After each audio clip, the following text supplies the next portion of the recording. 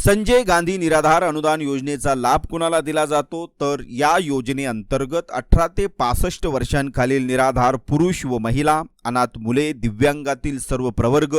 क्षयरोग, कर्करोग, एड्स, कुष्ठरोग यासारख्या दुर्धर आजारामुळे स्वतःचा चरितार्थ चालवू न शकणारे पुरुष व महिला, निराधार विधवा, घटस्फोट प्रक्रियेतील व घटस्फोट झालेल्या परंतु पोटगी न मिळालेल्या, अत्याचारित व वेश्या व्यवसायातून मुक्त केलेल्या महिला,